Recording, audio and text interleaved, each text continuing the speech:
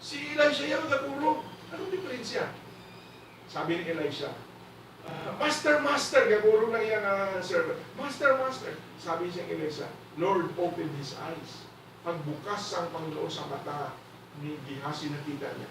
Angels in camp as many as, sobra pa, more than the numbers of the soldiers of the enemy. So, spiritual battle to, ginagawa natin, spiritual battle. So, may equation ka palagi na when God is on our side, we are on the winning side. May equation, God is able to deliver us. Kinakabahan si Elisha, actually wala yan nakita na may angels in heaven, in camp, also in that same story. Now, bakit isang story dito na may spiritual equation? Inang verse 1 nila is a spiritual equation. Pag sabi kanina, as the mountain surrounds Jerusalem, so the Lord, equation na siya, sa left part of the equation, there is that stronghold that we can depend upon. Next, please. What should we avoid so that the equation will remain? Sabi sa verse 3, My son, do not forget my teaching, but keep my commandments in your heart, for they will prolong your life many years and bring you peace and prosperity. Let the love and faithfulness never leave you. Bind them around your neck, write them on the tablet of your heart. Then you will win favor and good name in the sight of God. Okay. So, how will you obtain that what God has promised you? Kaya ang question, kung ang enemy magdaghan, there will be also soldiers of the Lord to uphold you. But you have to stay right with the Lord. Sabi dyan, you will win favor and a good name in the sight of God, not only of God, also of men. Nag-deliver si Joseph sa Egypt. Is not only favor in the sight of God. When you have favor in the sight of God, God will be able to influence that even in the sight of men, you will have the same favor sa equation. Kung right ka sa Ginoo, God will influence that even men. Para sa kay Daniel nga, inimi na nino, God will able to influence people in the authority, people who are in power. You'll be influenced so that God will influence them so that you will have favor. And then as He will lift you up. Sabi sa verse 5, Trust in the Lord with all your heart, and lean not on your own understanding. In all your ways submit to Him, and He will make your path straight. So, useless ang spiritual equation if you will not trust in the Lord. Ang left equation tells us that there is a stronghold. But all you have to do is to trust in the Lord so that the left equation will enable you to equal ang ilang equation na sa tawag. That's why equation can equal ang left and right. So, sabi sa verse 7, ang conclusion niya, together, please, do not be wise in your own eyes. Fear the Lord and shun evil. This will bring health to your body and nourishment to your bones. Kung nakaingasin ko nga, ang nagkasimba, ano daw? Yung like, Haba ang buhay. Kaysa nag-study ka sa lesson sa Ginoo, it brings health to your body and nourishment to your... Pero ako nga, ang pag-ito sa sala, nag-cancer, cancer daw, gangrene, nag-autok sa sulog. Hindi mo lang, hindi ka katulog. Start na siya ngayon. Pag hindi ka na makatulog, na delikado ka na. Ano ang pagtupa mo sa banig? Kadami sa deep sleep. Ganun din na sige. It brings health to your body, nourishment to your bones. Pagka-cancer ka sa bones. Kung makuha mo na siya, nga sa pag-study mo, naging ganyan, it will be good for us. Next, please. Time na. Evil has a short leash. Ano ibig sabihin? Ang evil is spelled, kung balik ka rin ng evil, anong spelling niya? Live. So, ang live on earth is short. Short na siya. Evil is short. Just like life is short, but death is sure. So,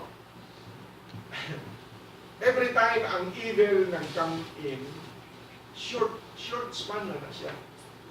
Sabi sa verse 3, ang scepter daw in the hand of evil men will not be too long. Short lang.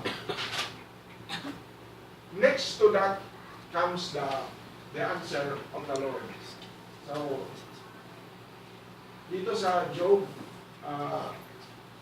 sa life ni Job, is the evil in life's Job short? Yes. Short span lang to. When did it started? Basta it started, the story of Job started, but Job is okay, he's fine, he's faithful to the Lord, he has been blessed. But then evil comes in. But it is short span only. Ano ang nagpa-short sa evil? Number one. Ang evil sa life ni Job, maghingi pa sa permission sa Ginoo. It's not only short, it is also by permission. Nagahingi pa siya sa permission. Kita yan, isa wala lang permission, no? Hindi ko lang kita lain. Alam ka rin, every evil thing that comes in, permitted by the Lord, has to ask permission from Him. Kung may natabo na siya na nagulutom, kabulayan, any adverse thing in our life, it has been permitted by the Lord. And when it is permitted, God sees to it, naging permitted na, kaya the end result will be a blessing. Sige, so basta si Satan, kung mag-move siya, anong ginawa ni Satan sa Job? Ipataya niya ang mga bata, kasampo. Ikuha niya mga wealth. Ang wealth niya at that time is expressed through sheep and flock. So when it was done, because it was permitted by the Lord, but the point is, it was short. Sabi ni Satan, Job remained faithful. Short ang ikuha na ito, walang yapon. Remain faithful because I have not touched his body. So he's asking permission to touch the body. See, touch him but not his life. So gin-permit siya na i-touch to a point na Job still remain. So ang point ito, short na siya, naghihingi pa siya, permission. Next list na.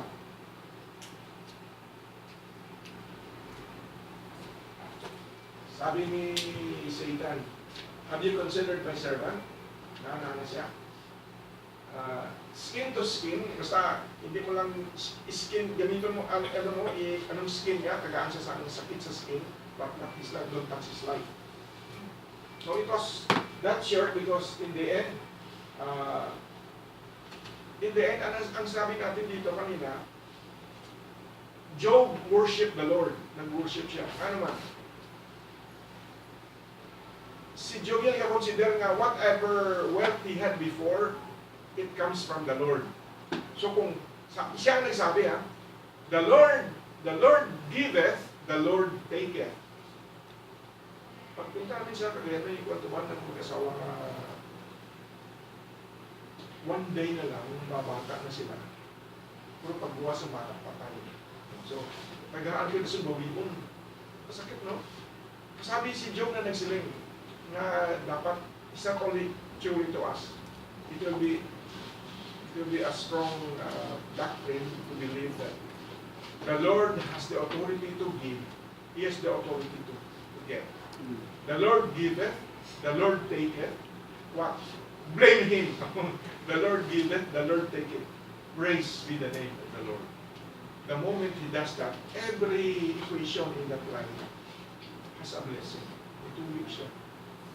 May family sa unang may bata siya may sakit. So nagkanto sa Ginoo, nagpuri siya, Ginoo, ayuhon ko yung bata. Simba ko. Kung hindi mo yun, hindi na mo simba. Hindi ba mo ng Ginoo, kay kilawan niya ka. Ara kayo ginayo. Ginayo. Kung mo natawag sa ginayo, tuwing restoration, pag ayaw sa mato, hindi mo tako. kaya nag-idil ng walang gangster na dinakot na sa pulis, dinala sa Palawan. Hindi siya kahala ko. Oo, galit yung nasyon, naging masakit. Dali ko ako sa Ginoo, di pa mo yung ano man. Nalugay, kung may yung Ginoo, hindi siya mag-i-corner. I-corner mo, Ginoo, yung rayon, di ako mag-pitol sa iyo. May tuyo na siya ba? Imbes nga sila ka, thy will be done. Imo pa pahubo ng Ginoo. Sa tong galo na sa Sinsin Palawan ang bata diba? Galo na siya sa Bilitayan, sa Tripiche. Pinukpok niya ng kanya. Mekanik yung bigwa sa minuto yung parang patuwa na parang sakit. Ito mo yung ko man. Laging inapamo yung mga inang ikornero ng Ginoo, hindi ko ayun. Hindi ako sa imo. Hindi ko kamo sinatay. Sino da? Ano nang may-ari sa sa Manasi niya? Hindi pa dala sa sakit si Ginoo. Okay, parang na, may mamatay na na. Hindi lang. Wala ba? Wala ba mga nagano? Ginansa sa Ginoo ang iya mga pero ilang 15 years ang ginagin sa iya, naglakon siya. Tayo nga gusto sa Diyos namin, perfect ba? Wala pa na siya gagawin hindi perfect. Kung nagagin mo siya, ayaw mo kay kasakit sa iyo, daw kontrabile, daw pamatsa kung daw kontra sa imo gusto, matabog sa imo. Hindi mo kamuna. Dapat, anong sa prayer, anong thy will be done on earth as it is in heaven. Ako nang din sa Ginoo, kung hindi mo na iksulayo na are you ready? Are you ready for that?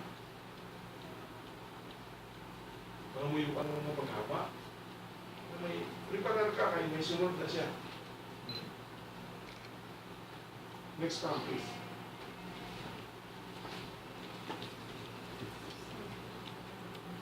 Ara sa Isaiah 43:1 and 3, the reason why we should not fear. Very strong ang promise sa Ginoo. Sa verse 43, we really begin, but now this is what the Lord says, He who created you, Jacob, He who formed you, Israel, do not fear, for I have redeemed you. I have chosen you by name, you are mine. When you pass through the waters, I will be with you. And when you pass through rivers, they will not sweep over you. When you walk through fire, you will not burn. The flames will not set you ablaze. For I am the Lord your God, the Holy One of Israel, your Savior. I give Egypt for your ransom, Cush and Seba in your stead. So, ito deliverance ko siya. May matabo sa future, in the future, ng mga problems along the way. But the Lord said, I am the Lord your God.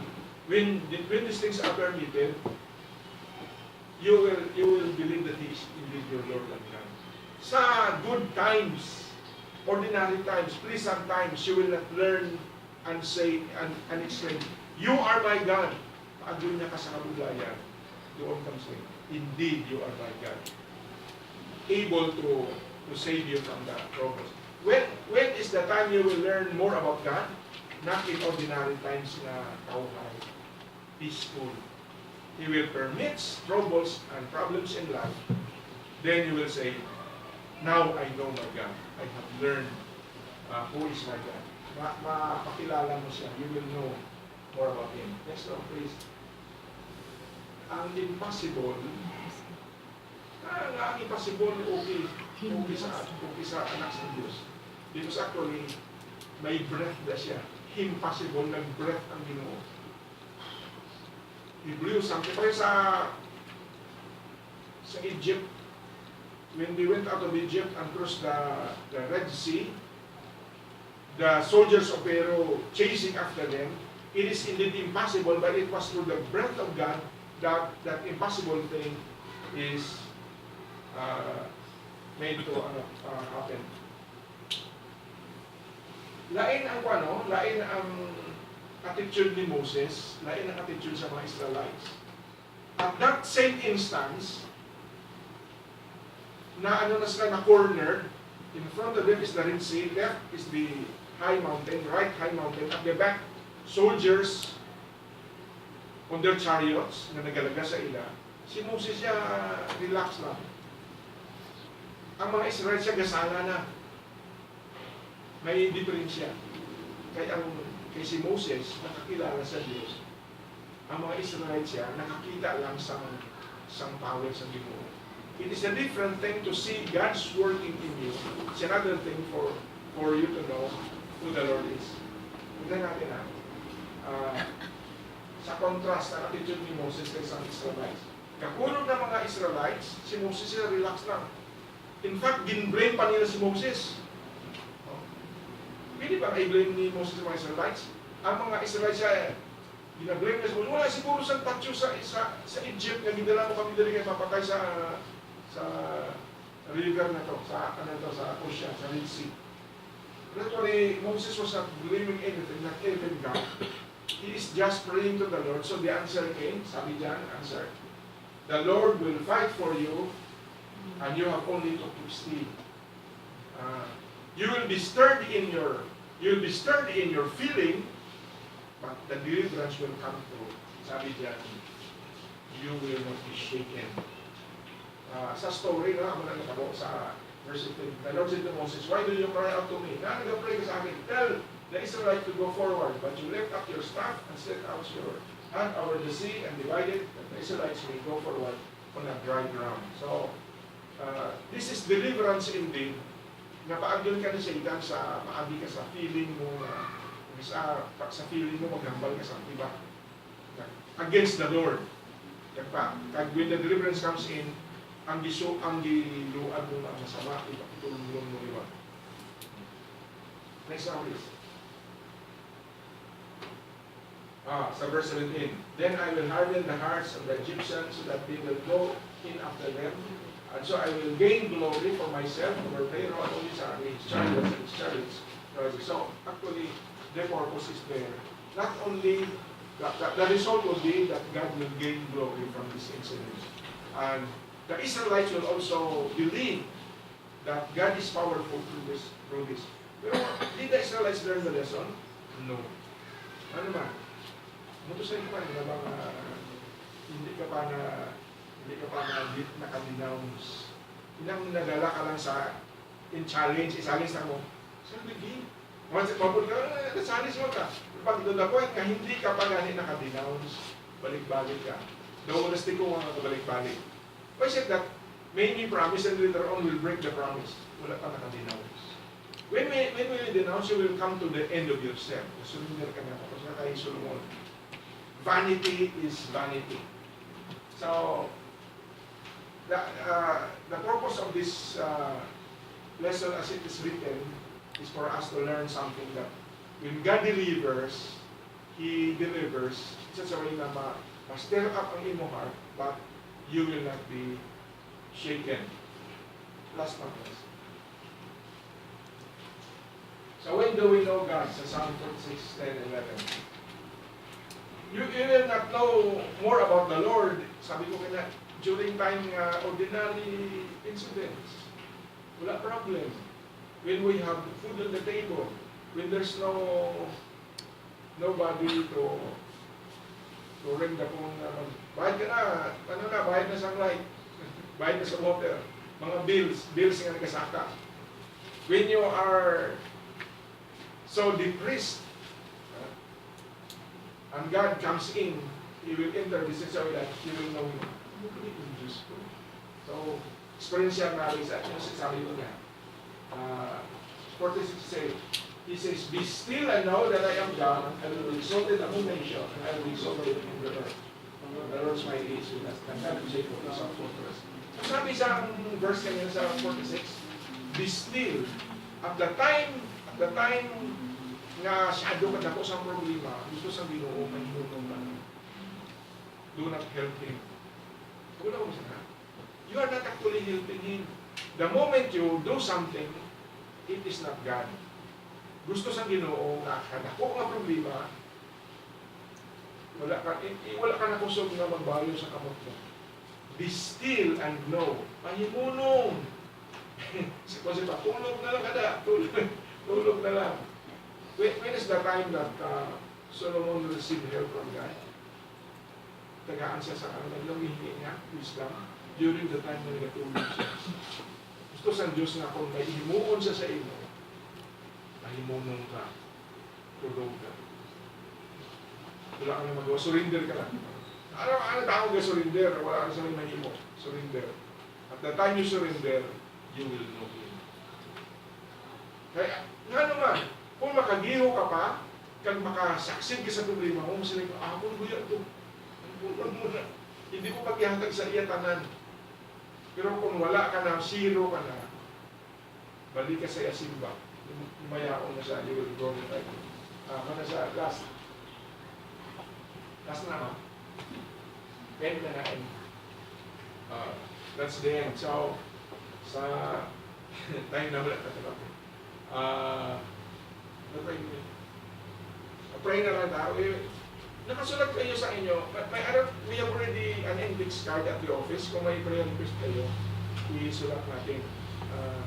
I went to Cagayan purposely to talk to MM because I sense that we will be hitting still problem with that. So we want, of course, salary to be raised. And not only that, but salary will not, ang budget natin will not go down, but maintain it. So we are